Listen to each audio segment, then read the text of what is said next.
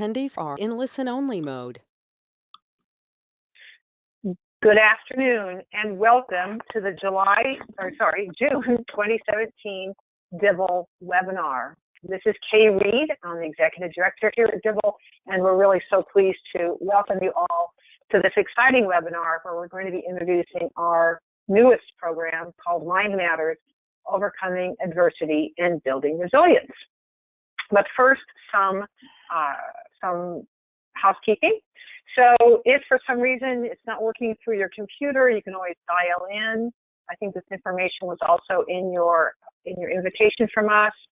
We will be answering your questions at the end of the broadcast, but if you want to type those in as we go along, that would be fine too. And we will be taking some polls and asking you to raise hands and those kind of things because we're really interested in who's in the audience. And probably by the end of the week or early next, we will have archived this webinar. People have contacted us if they aren't able to attend live, and we will certainly share that link once it's up for you. So I wanted to introduce Kathy Guidry. Hi, Kathy. Kathy? I'm sorry, I muted myself already. Thought you'd forgotten. Okay. How are you all doing? Yeah. Glad to be here to help. Yeah, so Kathy's our engineer. Okay, so the next slide, we'll introduce Carolyn in a little bit, our guest of honor. First of all, I'd like you all who are attending today, because I think there's many of you who is this your first Dibble webinar? Could you raise your hands, please, if this is the first time you've been to a Dibble webinar? Okay. Because Carolyn has been going all around telling people about good. So not that many of you are new, many of you are repeaters, and we welcome you all. I noticed people who, I know your names, and I welcome you, and those of you we don't know, we're just friends yet to happen. So let me explain a little bit about Dibble. This is Charlie and Helen Dibble on the screen, and that's how we got our name, the Dibble Institute, because Charlie's vision was helping young people learn the skills that would lead to happy, long-term romance and potentially even marriage. He thought that this kind of education should just be normal for young people because he had seen so much heartbreak in his young friends' lives, not only with their own intimate relationships, but when their parents' unions foundered. So he thought and gave us this direction to take research and translate it into teaching tools that then the Dibble Institute makes available widely to others. So in the next slide, you'll see our logo.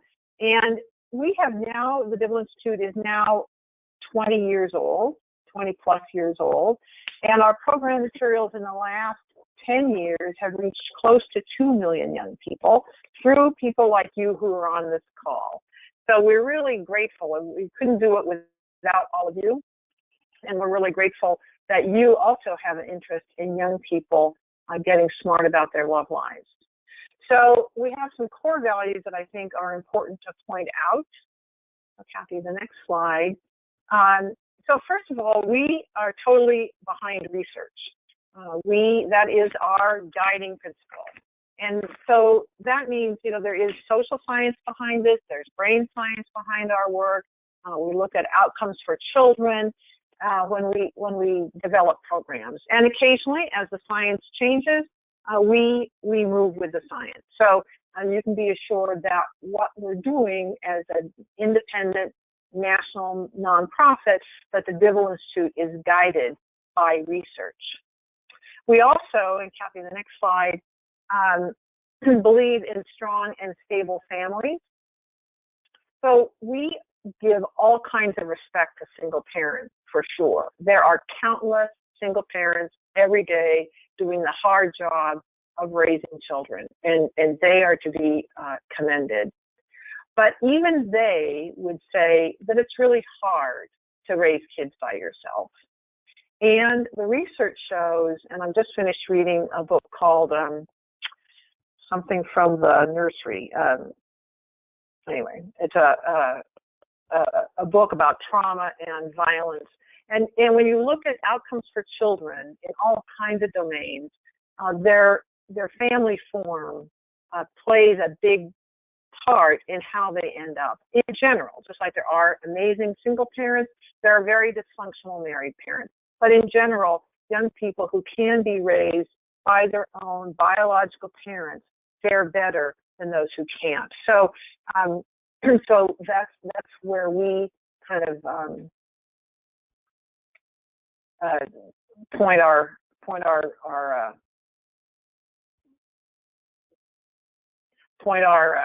sails. And finally, we believe that all people deserve to be treated with respect, and all relationships can use relationship skills. So our materials are written intentionally not to assume the gender of your partner, because you just don't know who's in the room. So we try to make them very broad and very respectful so that everyone can participate. So the next slide, please. So I'm so thrilled to introduce Carolyn Curtis to all of you. Carolyn I've known Carolyn for at least 20 years, and she's a dear friend.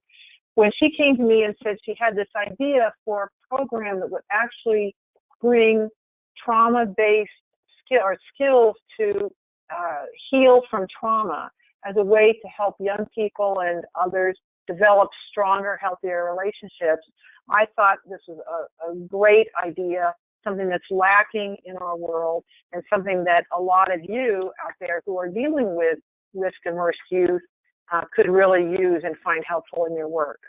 So Carolyn is up in Sacramento. She's a clinical therapist. She founded and ran the Relationship Skills Center, which is a healthy marriage grantee in California. And we're just going to be announcing her new program, Mind Matters. You all are kind of getting a sneak peek at it. We're still in the final editing processes. We will, and you have up on your screen or on your control area a way to download a galley proof of the program. Galley proof means it's not completely, we haven't dotted every I and crossed every T, and that's what we're going to be doing. This will be available August 1st, but we'll talk about purchasing options in a minute. But in the meantime, I really wanted to introduce you to Carolyn and have her talk about the genesis of her program and how it works. So Carolyn, to you. Oh, well, thank you, Kay, and I am just thrilled and excited to be here with all of you, and honored that you would take some time out of your day to take a look at what we're doing here. And I thought I'm glad that Kay introduced you with my background as a marriage and family therapist, which I did for 35 years. And I specialized in working with couples and families and drug and alcohol abuse and trauma. And all of that, and also my work with the Relationship Skills Center, those are all my professional reasons for doing this.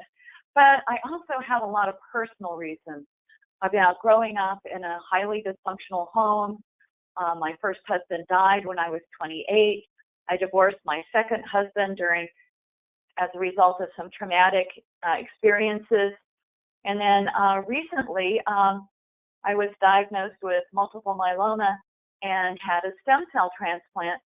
And I want to tell you all that this month, I was told that it's gone into remission. So I'm one happy person. But my interest in this came from all of those experiences.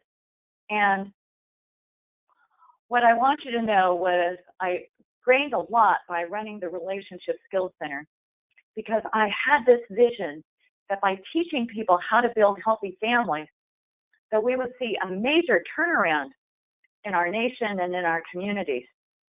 And we created some change, but not to the degree that I had hoped for. And what I realized was that we had not dealt with the underlying issue of trauma.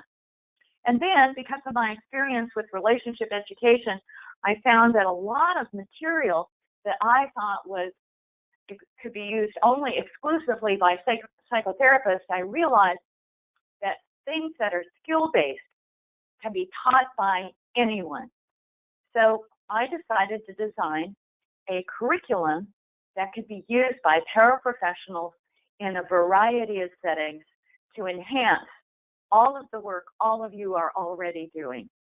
And I'm excited about bringing this to you so that we can create the kind of deeper change that we need to have. And to quote Vincent Folletti, that there's just not enough therapists in the world to deal with all of the trauma. So let's move on to the next slide. And one is, before we do that, let's take a poll of how many of you are already implementing programs that deal with trauma with the people that you serve. And Carolyn and I have launched the poll. If you all will take your mouse and click in the answers there, that'd be great. I'm going to give you a couple seconds here. We've had quite a few answer. Okay, I'm going to close the poll and let's look at the results, Carolyn. You've got 62% that said yes, which is great, and 39% that said no, so wonderful. That is absolutely wonderful. I am so thrilled you're out there doing all of this work already. So let's go on. That probably means some of this material may be a review for many of you, but that will be fine. And one is that we're going to take a look at ACEs here for just a moment, which stands for Adverse Childhood Experiences. And this was a study done by Vincent Folletti in San Diego 20 years ago, 30 years ago now, with 17,000 Kaiser patients. So mostly white, middle-class, college-educated folks. And he had them take a questionnaire related to abuse, neglect, and childhood dysfunction. And he found in his study that people who had experienced this ended up having many problems with their health, their mental health, and their behavior.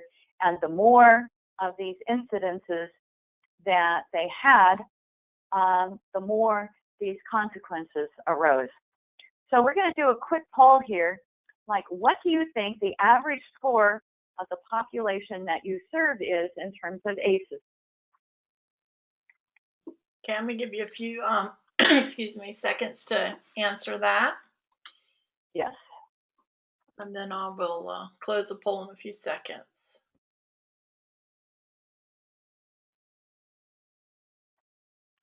Okay. See what everyone said. There you go, Carolyn. Oh, wonderful. Yes.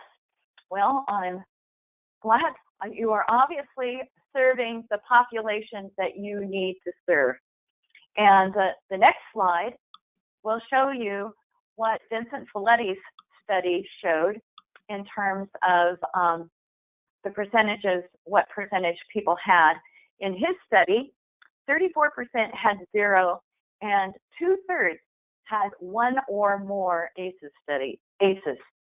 I recently did use this curriculum with a group of high school students, 100 of them, and I had them take this ACEs test. For this population, 10% of them had 0, as opposed to 34 in Folletti's study.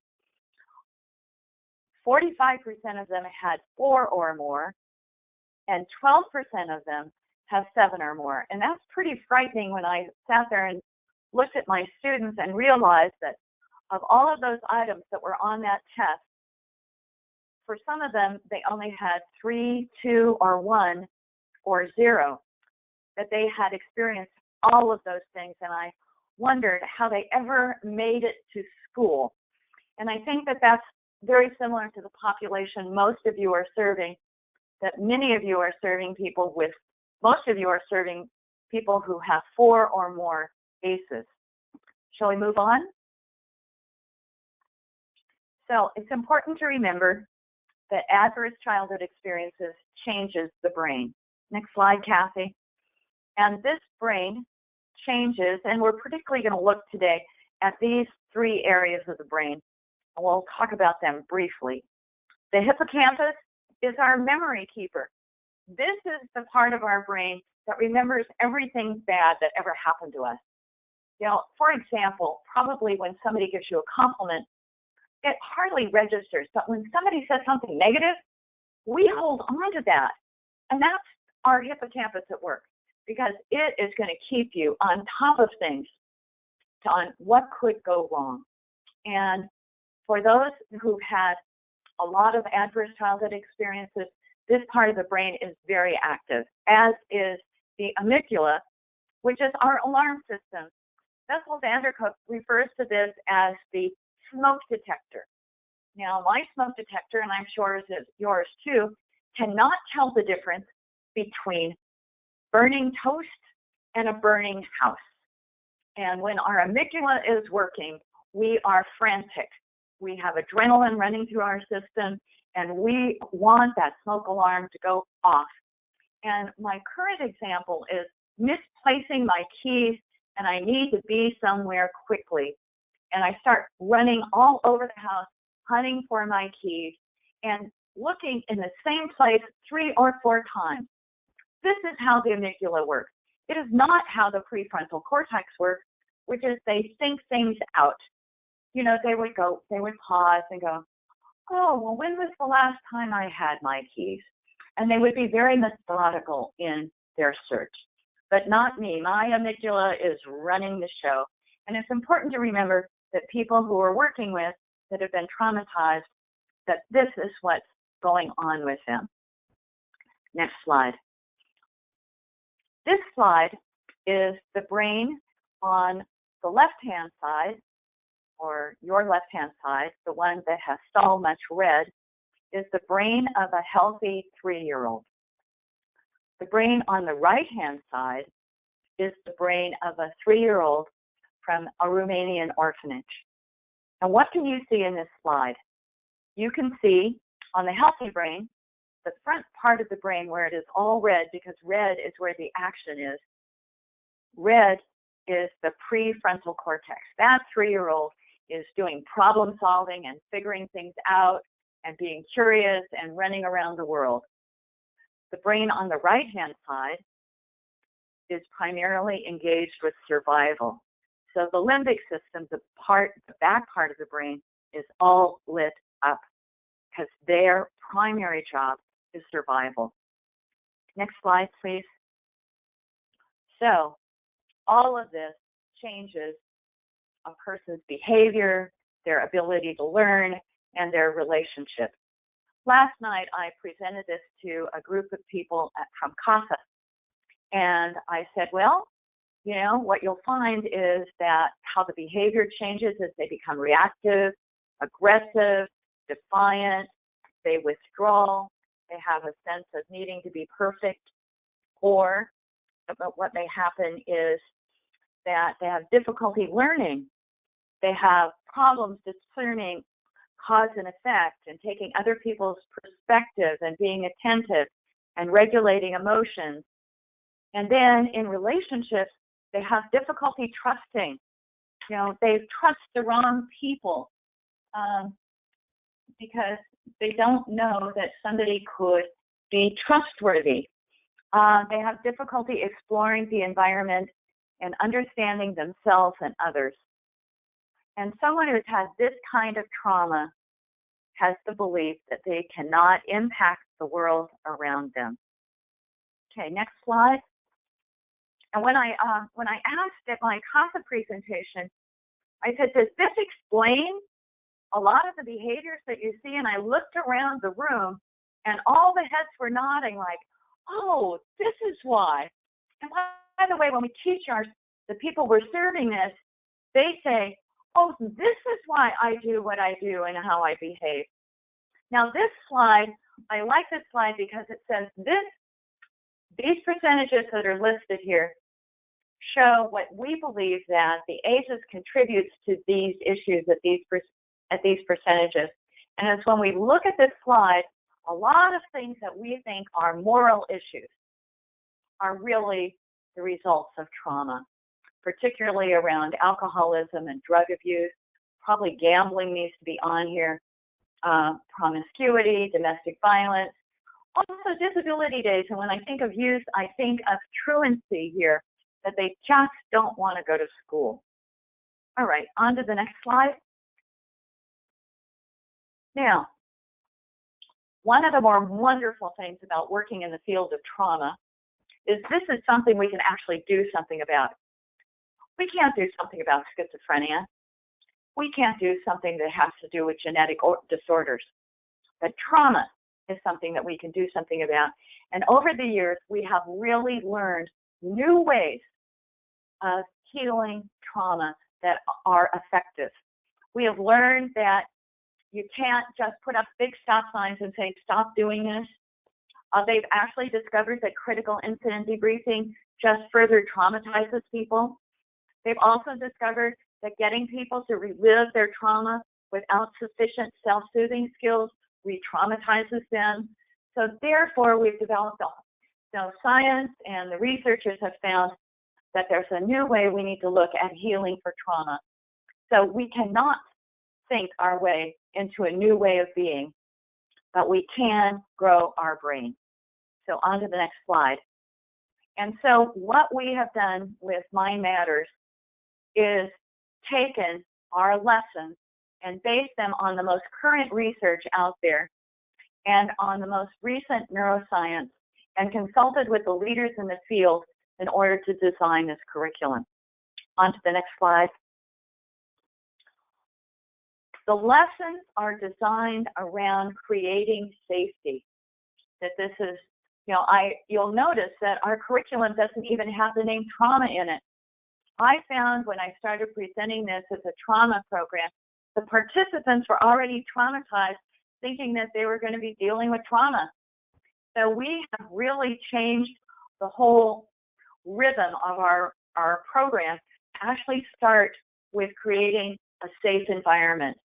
So we begin our class with humor and start with self-soothing skills, and we build all of these skills in before we ever deal with trauma. And we do not discuss individual traumatic experiences in this program. When people are ready to do that, they need to go see a therapist. This is really about building the skill that people need to deal with what has happened to them.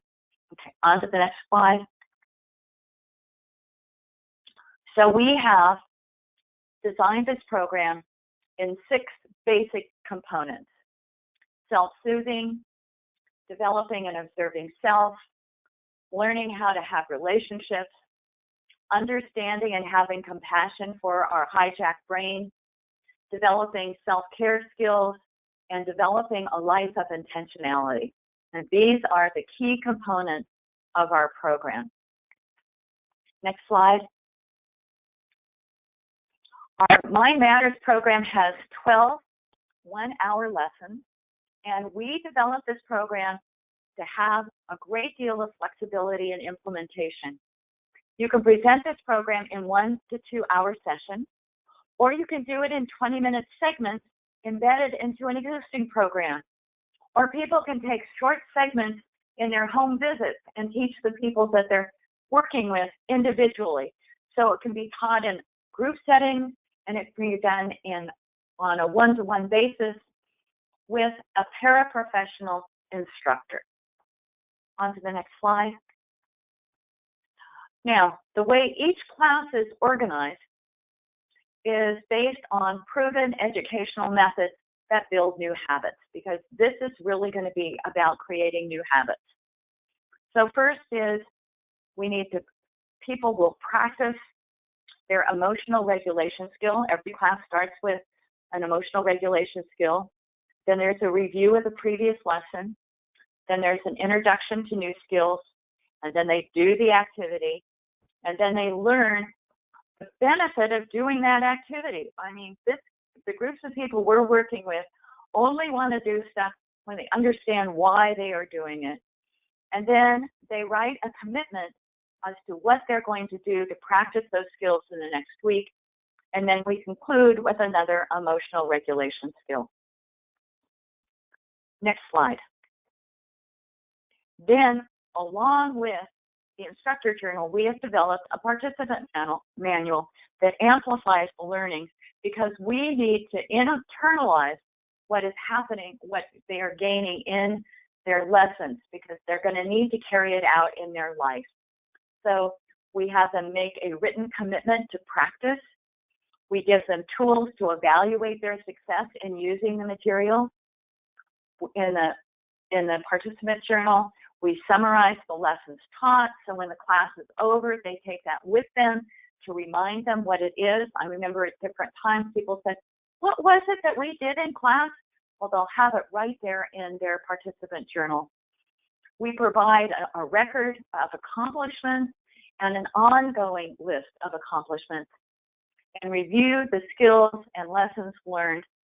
And also, and I just hope you laugh at this, but it's also a coloring book because we know coloring books are soothing.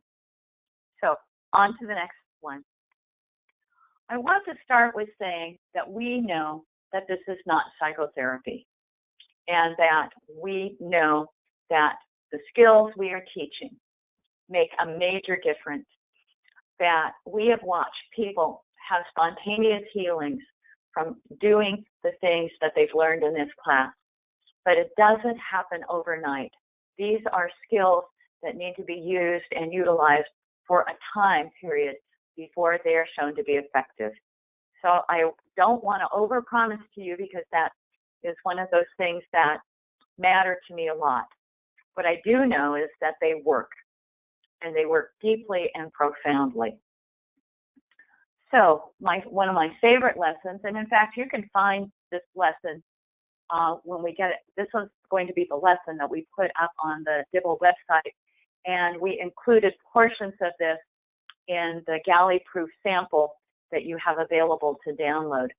And this is lesson 1, and the issue that we're working with here is our overreactive or underreactive systems, because people who are traumatized are at both ends of the spectrum.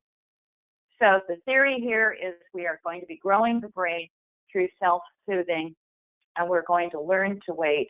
And I just want to mention that what we do is we watch the marshmallow study about watching a group of 4-year-olds about whether they can delay eating that marshmallow or not. And we have found, they found in the research following these people over 40 years that the people who were able to wait ended up with healthier, wealthier, better relationships because they could wait. And so we focus a lot of what we're doing on becoming somebody who can wait.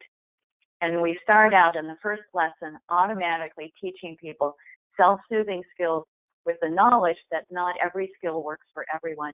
And the foundational piece is the breath practice. Okay, next slide. And then the other thing we know is that people who are traumatized many times are out of touch with their body and their sensations in their body. And they also have difficulty naming and acknowledging their emotions. So what we do is we teach people how to do a body scan so that they can notice where their stress is in their body. And they learn how to label emotions and name emotions. And we do that by actually having them watch the very beginning of the movie Inside Out. And so I want you to get that we really work on keeping the lightness of this. And then the next thing we talk about is right out of internal family systems of recognizing protective factors of emotions, about how emotions can be too much or too little, that there's good reason why people have been doing this. Okay, next lesson. The emotion and thoughts in internal journal. This is the culmination of the previous lesson and this lesson, is recognizing that we have this reactive system and developing and observing self. So the first step is distinguishing between thoughts and emotions. And then we have them diagram what's going on inside of them. So they acknowledge what's going on inside their body, what emotions they have, what thoughts they have, and then applying a self-soothing skill. I use this with a group of low-performing 7th graders in one of the most at-risk high schools in California. And you should have seen the faces of the 7th graders light up when they realized that they could do this. they could figure out how to analyze themselves in a way that was healthy for them. Okay, next slide. Now, the next step is building empathy and relationships by teaching people how to make meaningful connections. And this is a wonderful quote from Harville Hendricks. People are injured in relationships and people are healed in relationships. And we teach how to do deep listening so that they all learn how to be empathetic. And we know that when people are empathetic and truly listen to another person, their brain grows. And that is the purpose of this section, is to build that capacity of being empathetic and building relationships.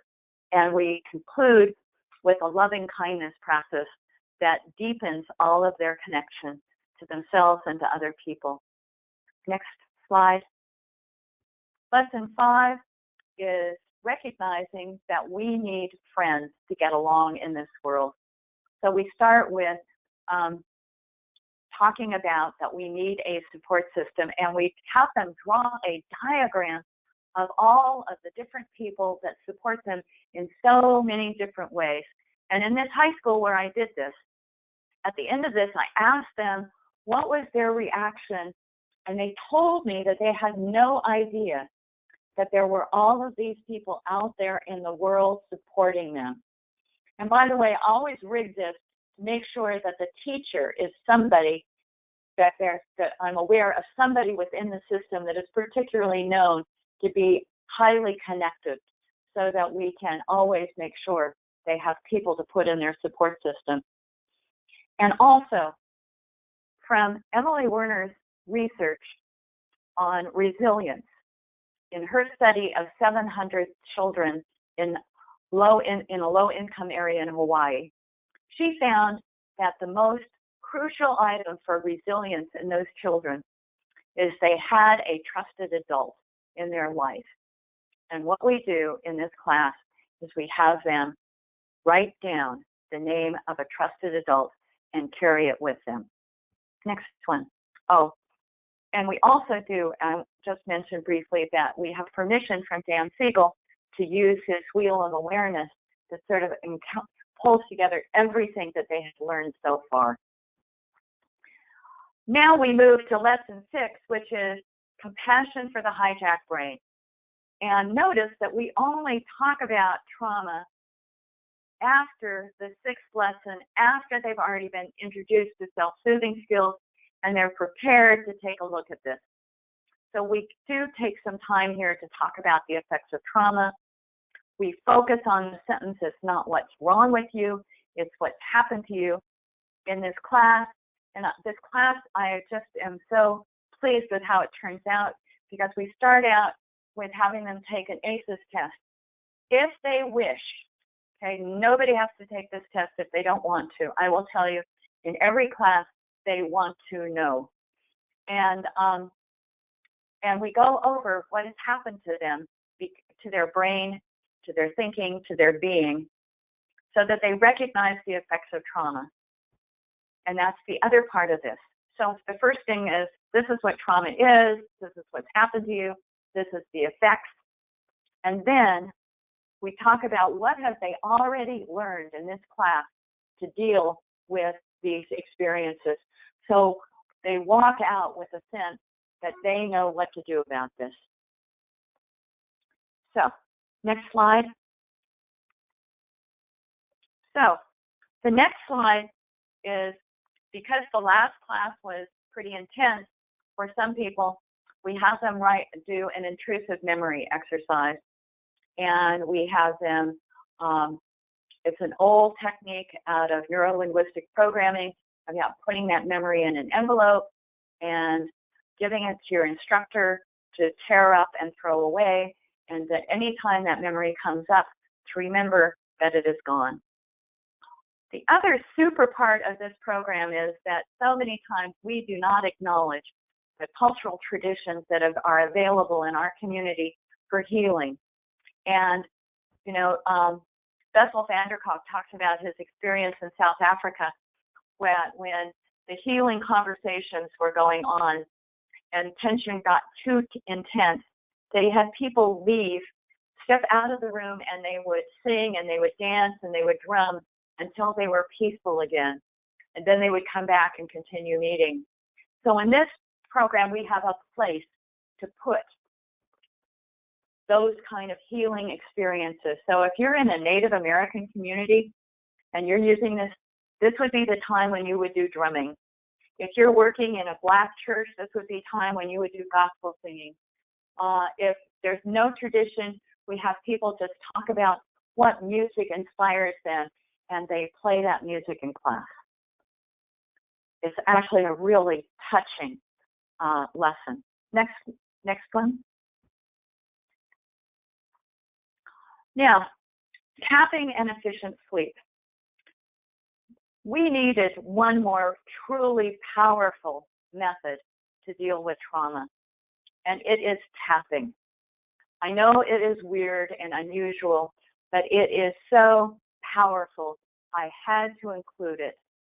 And fortunately, we have permission from Gary Craig, who really did a great deal of work on this. They have 80 clinical trials of its effectiveness. You can teach this with confidence. And what it does is people bring up their negative experience and they tap on acupuncture points, and it reduces the intensities of those experiences. The other issue for many people who are traumatized is they have difficulty sleeping. And so we talk about sleep science, about not having caffeine before you go to bed, turning off all electronic devices in your home, especially anything with a blue light, because those keep you awake. Next slide. Action. We need to move. You know, people who are traumatized have a lot of adrenaline in their system, and they need a place to go with that. So they need to be physically active, and they need to do activities that they love and that they will want to do over a lifetime. So we take some time to figure out what kinds of activities do you like? Do you like solitary activities? Do you like group activities? Do you like team sports? Do you like to be individual? Do you like to go be outside?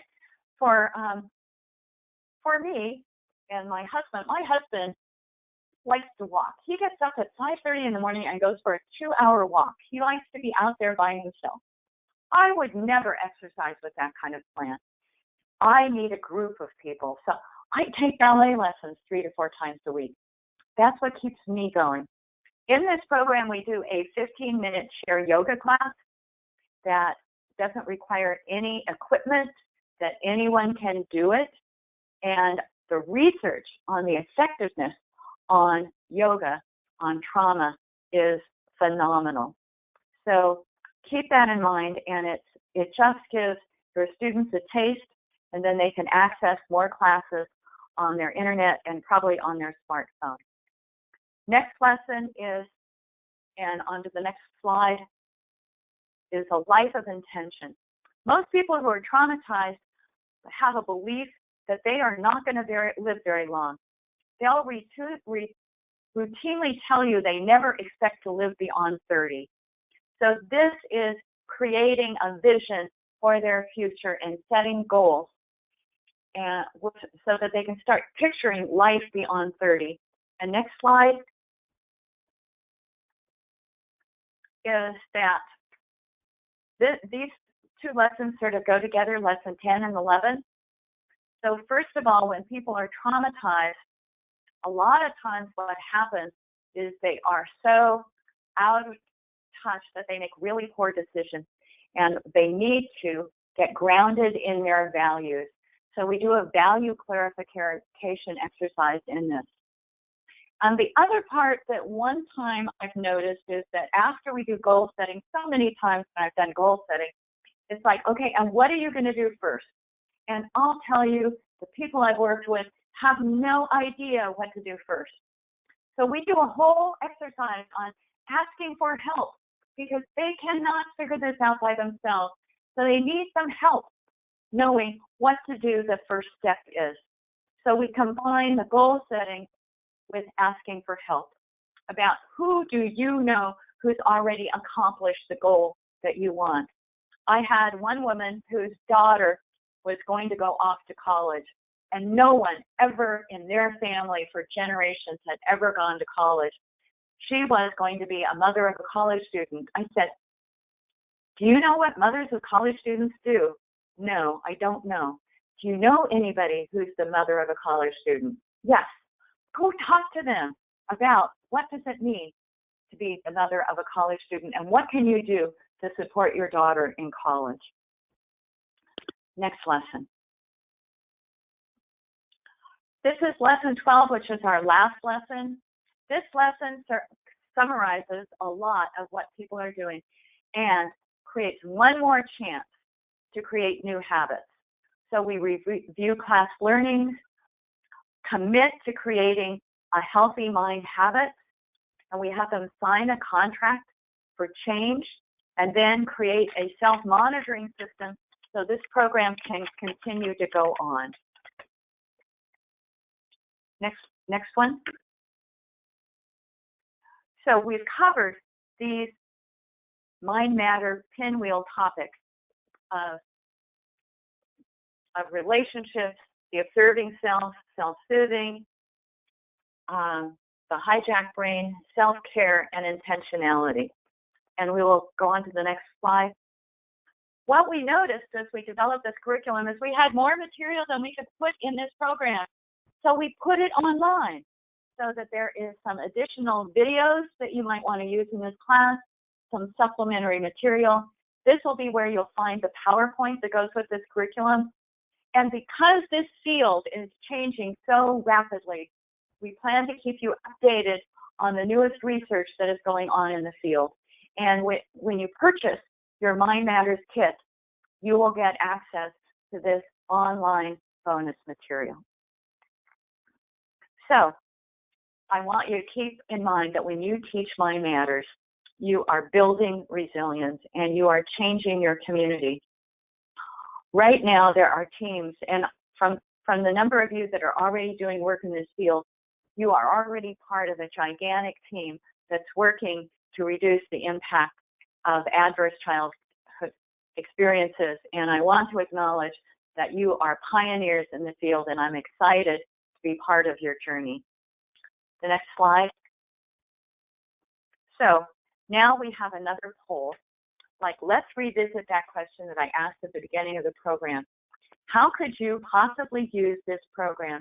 And could you type in your answer in the question box? So go to your question box and just tell us where you could see using Mind Matters in the work that you do.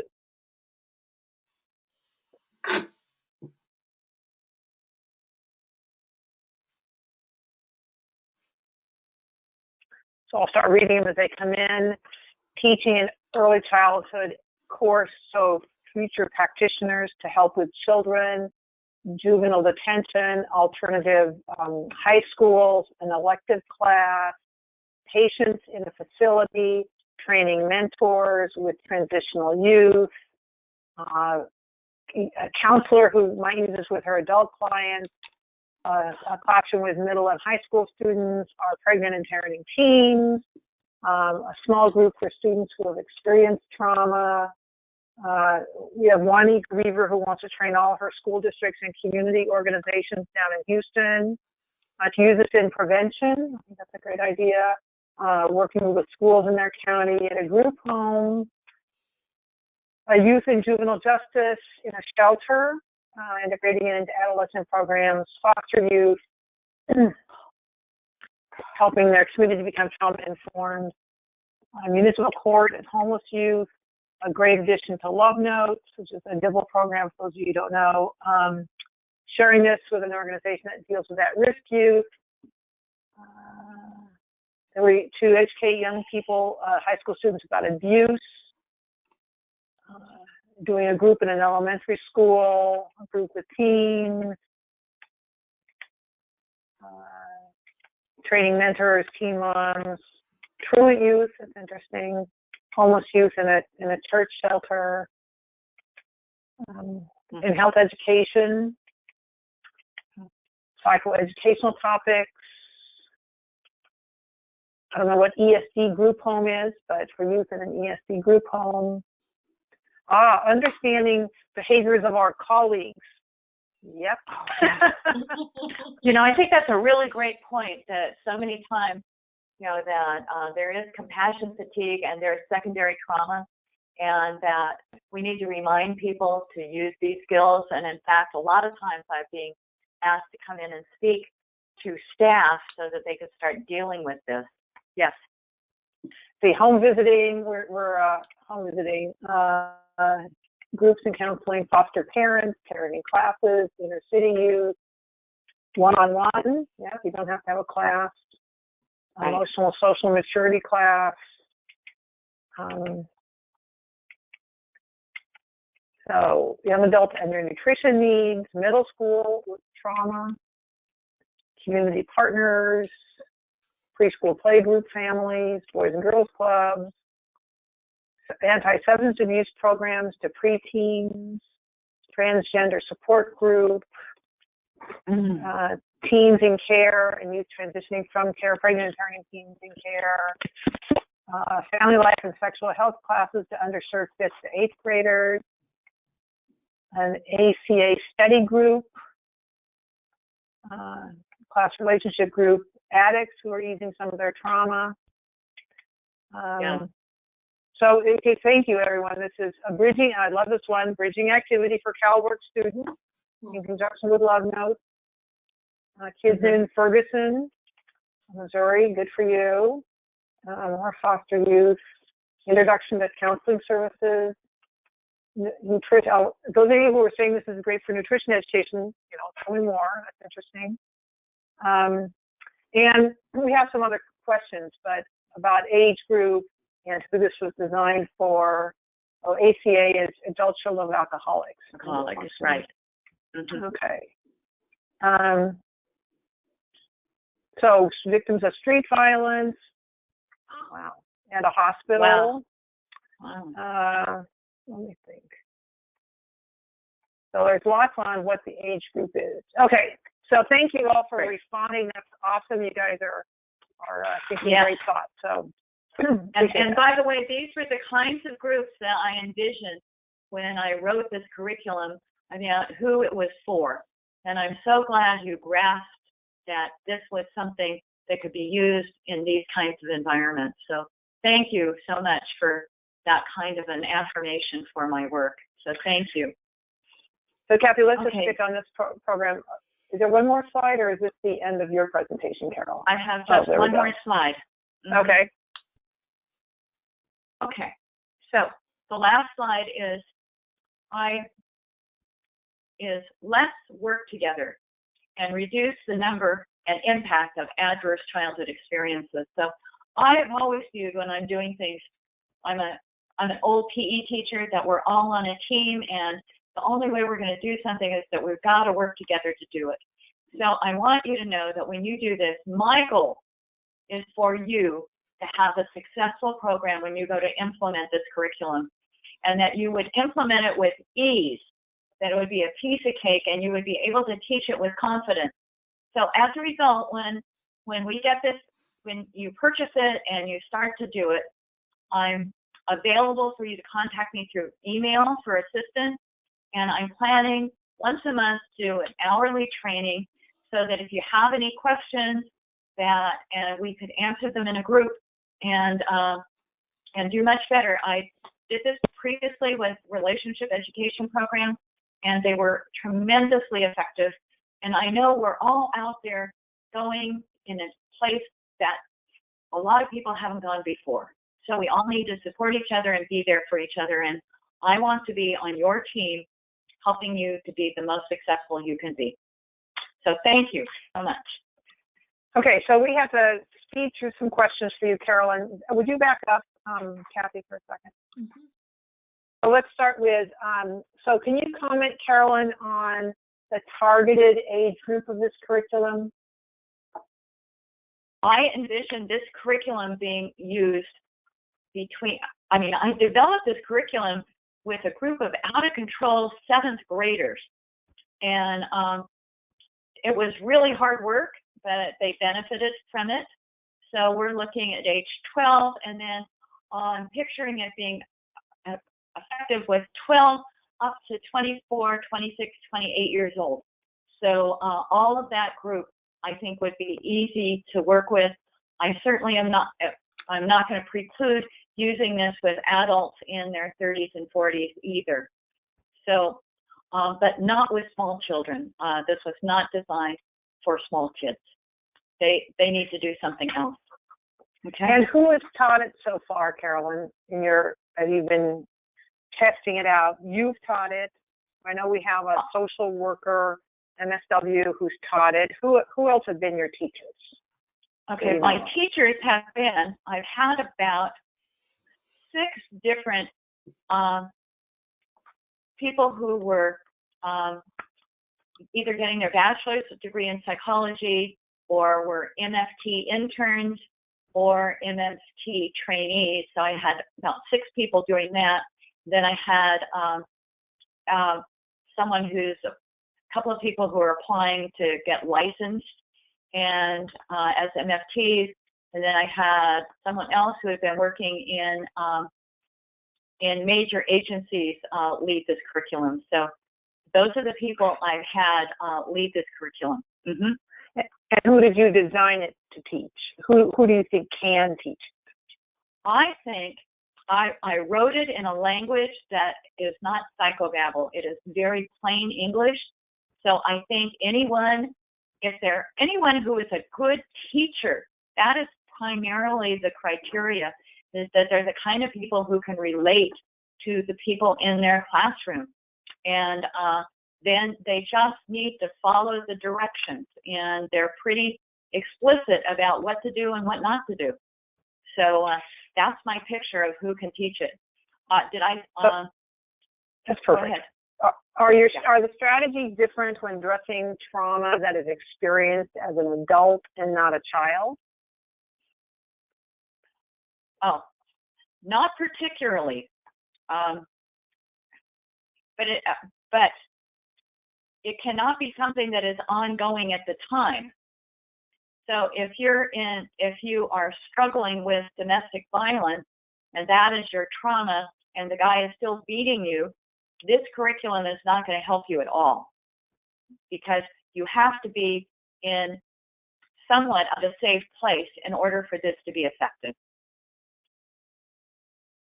Okay, so it has to be a past trauma, but it could be a past adult trauma, a trauma in your adult life. Okay, because I've also heard you say, Carolyn, that when colleagues take it together, so adults are taking it to learn how to teach it, they actually learn from the program themselves, right? I think someone mentioned using this with colleagues.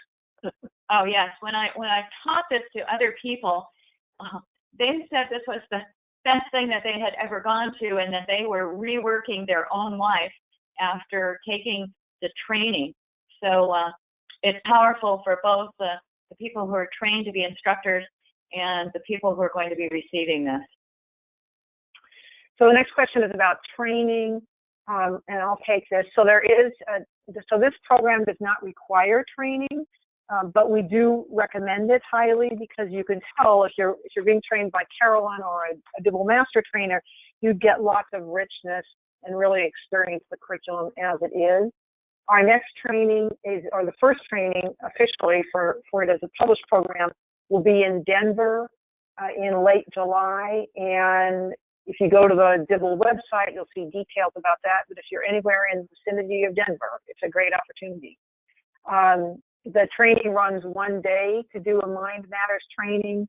If Carolyn is a trainer, she can also do a training of one day on developing a trauma-informed organization.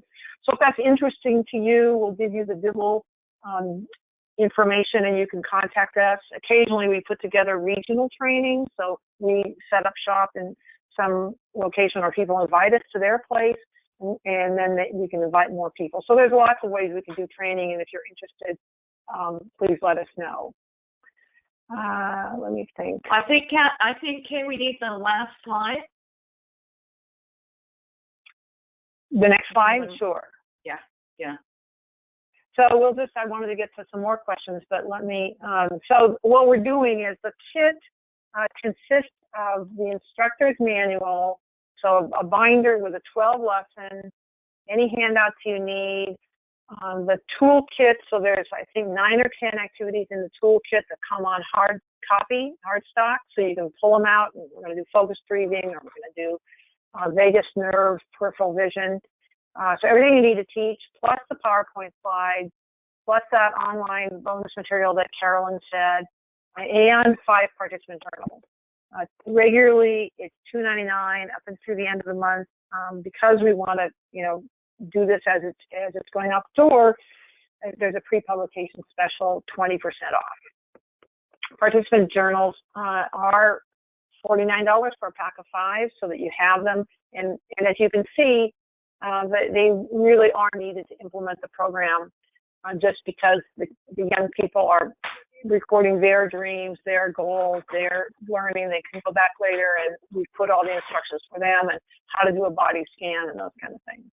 And then the training slide is there. So we're happy to field your questions and think about ways we can set up trainings to make sure everyone's comfortable and confident in teaching the program. So Carolyn, here's another question. Has a student ever had a bad experience or outcome as a result of the program? And how long have you monitored students after they complete the program?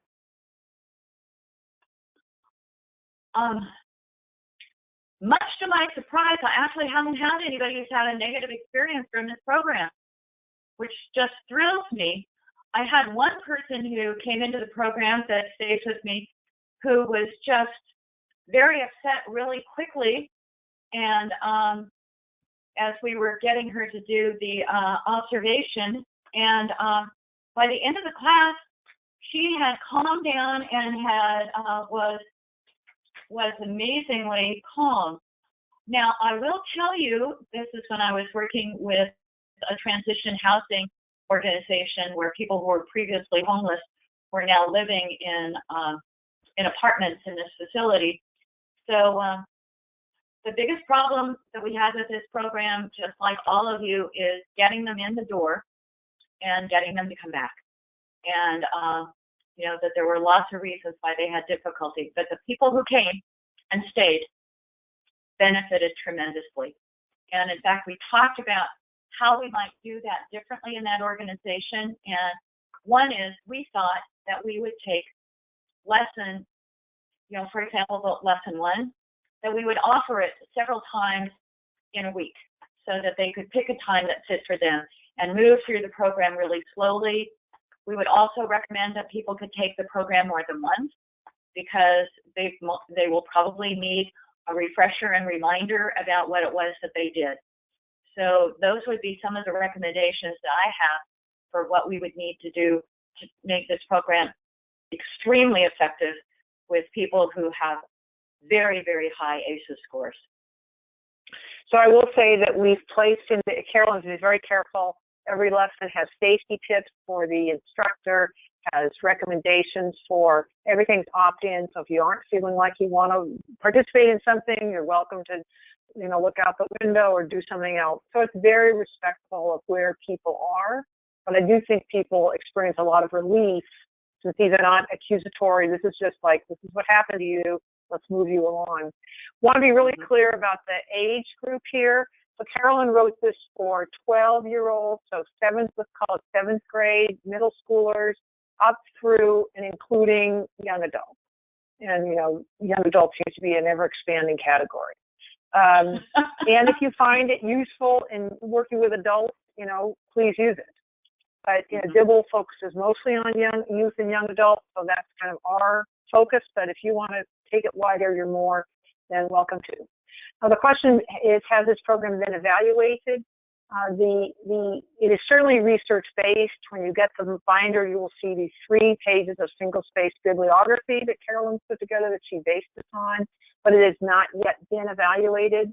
So that's the next frontier, is to get the funding and get the sites and do an evaluation to see what we can learn about this. But from the qualitative data, just reactions from people, it seems very, very promising. Someone recommends We're really pleased that we have 3 people who have written forwards for this. One is Jane Stevens, who is the founder and publisher of ACEs Connection, Jeff Zeig, who is the executive director of the Evolution of Psychotherapy Conference, and Bill Doherty, who is a professor out of Minnesota, who is a regular contributor to the Networker magazine, and they both wrote effusively about this curriculum. So other people have reviewed it and were truly impressed with the quality of what we're offering you today. So I'm going to wrap this up with one last question. Someone wrote that she does a one and done, and they need more time. And of course, yes, it's several of you said I have limited time with people, and it's possible that by those who are making decisions seeing the benefits of this to their students, because how can you learn if your brain is, other places? So those kinds of limitations, questions, we'd be happy to have conversations. Others of you who've asked important questions, we will get back to you individually. In the meantime, we will be sending out the link. We're going to archive this webinar. We'll put the PowerPoint with it. It'll be up before the end of the week or early next week. You have my email there. Kathy also can talk to you about training. Carolyn can also be reached at carolyn@dibleinstitute.org, so that makes it easy. So we're really thrilled that all of you came. We had hundreds here, so we're excited. And we know that, well, just set expectations. We anticipate shipping this program in early August. We're going to have it ready for the training in Denver, and then we will ship. So if you order now, there will be a 6-week delay until we get the program out to you. And thank you, Kathy, for progressing. Keep in touch. If you are new to Dibble and you want to subscribe to our newsletter, that's the best way to keep in touch with us. So that's on our website page. And then next month, we have a really great program where we see people who are dealing with young men and young men of color, and they say to us, what do we do with relationship skills? So we have 2 pros, Clay Rojas out of Sacramento and Avis Files out of Toledo, who will be talking about how they've implemented love notes with these risk-averse youth, particularly young men and young fathers. So thank you all for attending, and thanks for being on the team. Take care.